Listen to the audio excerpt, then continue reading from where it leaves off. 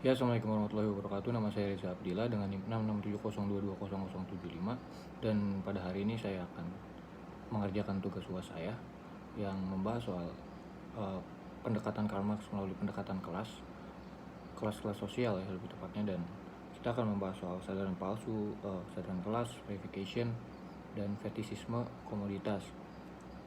Karl Marx sendiri berpendapat bahwasannya masyarakat kontemporer pada saat hari ini tuh berpikir soal ekopol, ekonomi dan politik, yang pada hakikatnya ekonomi dan politik itu adalah hal-hal yang tidak terbatas lah, bisa dibilang seperti itu.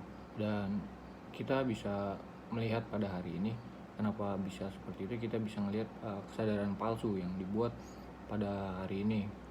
Contoh dari kesadaran palsu tersebut ialah bahwasannya sebelum terjadinya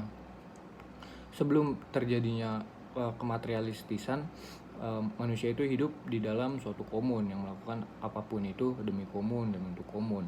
Dan ketika manusia menciptakan sistem yang bernama uang, pada akhirnya manusia mempunyai satu visi yang sama, yaitu soal kematerialistisan dan juga politik juga masih termasuk dalam kematerialistisan seperti itu. Nah, akhirnya membuat kita kepada kesadaran palsu, alienisasi lah, terasingan. Kenapa seperti itu? Karena pada saat hari ini mereka dibagi menjadi beberapa kelas yang akhirnya Karl Marx mengklasifikasikan kelas tersebut menjadi kelas borjuasi dan juga kelas proletar. Kelas proletar ini disebut sebagai kelas-kelas buruh, dan sedangkan kelas-kelas borjuasi sendiri ini disebut sebagai kelas-kelas pemilik modal lah. Mudahnya seperti itu. Kenapa ketika kita berbicara kesadaran palsu ya? Kenapa ketika kita berbicara kesadaran palsu kita akan membahas soal kelas? Karena yang pertama tadi, soal masyarakat kontemporer pada hari ini berpikir soal ekonomi dan politik, bukan berpikir soal sosialitas kita untuk menjalin solidaritas sebagai sesama manusia bersama, seperti awalnya yang seperti pada awalnya tujuan manusia untuk membuat komun lah, seperti itu mudahnya. Pada akhirnya masyarakat kaum borjuis ini dan masyarakat kelas proletar ini sama-sama memiliki satu visi, yaitu materialistis, yaitu uang. Bagaimana cara mencapai keberhasilan dalam bentuk uang ataupun politik, padahal uang tidak ada batasannya dan juga politik tidak ada batasannya juga, yang akhirnya membuat kita terperangkap dalam kesadaran palsu. Nah, dan pada hari ini dan pada zaman Karl Marx hidup, Karl Marx merasa bahwasannya kesadaran ini hanyalah sebuah omong kosong belaka yang kita bisa mengubah hal-hal tersebut, yang akhirnya kita akan menuju kepada kesadaran kelas, yang akhirnya membuat suatu gerakan-gerakan revolusioner, gerakan-gerakan kaum buruh, gerakan-gerakan Black Lives Matter. Mereka semua hidup dalam mereka semua memproyeksikan atau menjalankan apa yang diteorikan Karl Marx dalam kesadaran kelas. Kita membahas soal reification. Reification sendiri adalah suatu hal yang pada dasarnya abstrak, namun dibuat seolah-olah konkret, nyata. Sebenarnya reification dan personification ini hampir sama atau nggak beda-beda jauh, cuman bedanya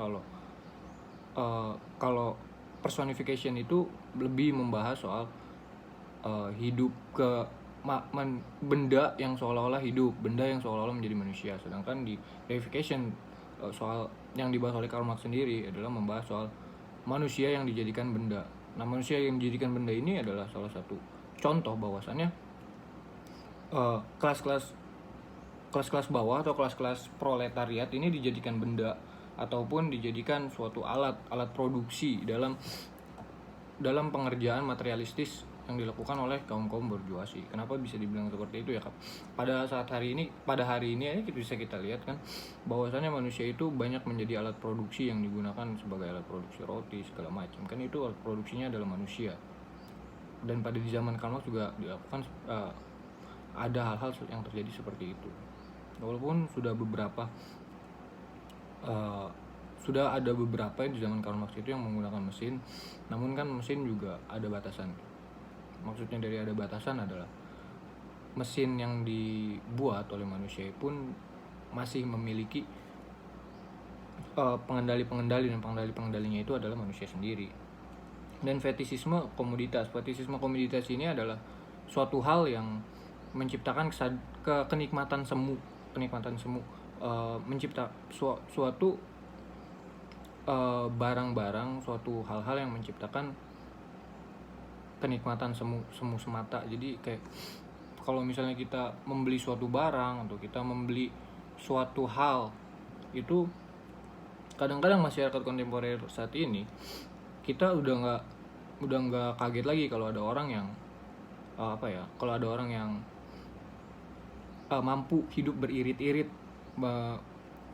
mampu hidup dengan sangat irit lah pokoknya untuk membeli barang-barang brand. Itu adalah suatu contoh dari fetisisme komoditas. Fetisisme komoditas ini kan pada awalnya adalah suatu kebudayaan yang diciptakan oleh masyarakat, bahwasannya bahwa tadi juga kita membahas soal kelas juga, bahwasannya banyak manusia kan yang ingin mencapai ekopolnya, ekonomi dan politiknya, dan mereka kadang-kadang yang dari kaum proletar ini ingin mencapai batasan kelas tersebut yang akhirnya menciptakan fetisisme komoditas, yang sedangkan dalam kaum burjuasinya ini sendiri tuh berpikir, oh mereka nih kaum proletar, boleh bilang kaum proletar atau enggak sih ini, soalnya fetisisme komoditas kan berdasarkan dari hasrat ya. Ketika si kapitalistik ini, si burjuasi ini melihat ada suatu hasrat yang tersembunyi, yang terkekang, yang dilarang mungkin oleh pemerintah, mungkin ada yang dilarang mungkin oleh pemerintah, namun harus terrealisasikan. Akhirnya si kapitalis ini berpikir bagaimana cara merealisasikan hal tersebut, apalagi hal tersebut kebutuhan. Ya, jadi kalau misalnya kita berpikir soal realistiknya yang terjadi pada hari-hari ini atau hari-hari sebelumnya, maka kita bisa berpikir soal ada suatu maaf kalau agak kasar ya, tapi memang ada suatu hasrat di manusia ini yang di dalam diri manusia ini yang membutuhkan kebutuhan sensual gitu. Apalagi di Indonesia, peredaran video porno segala macam itu kan adalah hal-hal yang dilarang. Maka dari itu para kapitalis atau kaum burjuasi ini berpikir bagaimana caranya mewujudkan hasrat tersebut, namun dengan cara yang legal. Nah, akhirnya para kaum burjuasi berpikir soal, ya udah bagaimana kalau kita membuat film horor dengan dibumbui sensualitas, yang pada akhirnya menjadikan industrial tersebut adalah industri yang tidak bermoral, bisa dibilang seperti itu ya, karena mereka berpikirnya soal keuntungan, bukan berpikir soal aspek-aspek yang akan timbul pada masyarakat atau adab-adab yang timbul dalam masyarakat ya. Dan bila kita berbicara soal kesadaran palsu, kesadaran kelas, verification, fetisisme komoditas, maka teori-teori ini akan berlangsung atau berlanjut ke teori-teori komunisme. Dan apabila kita lihat ya dari secara counternya, maka di sini akan ada demokratis atau negara-negara liberal lainnya lah ya. Dan bila kita menjalankan konsep komunisme atau menjalankan konsep-konsep perbedaan kelas seperti ini, maka yang akan timbul adalah stabilitas negara yang akan dipimpin diacu oleh satu pemimpin aja. Dan masalahnya adalah yang ditakutkan adalah sebagaimana teorinya Dalil Afton, power tend to corrupt, absolute power corrupt absolutely. Nah, itu yang akan ditakutkan. Maka dari itu apabila kita ingin menjalankan konsep-konsep yang ada pada saat ini yang dibuat oleh Karl Marx, maka itu harus ditemukan satu-satunya orang yang benar-benar jujur, yang benar-benar melakukan, yang ingin menjalankan pemerintahan dengan benar-benar baik. Dan pastinya juga akan ada keminimalisan di ruang-ruang aspirasi publik gitu.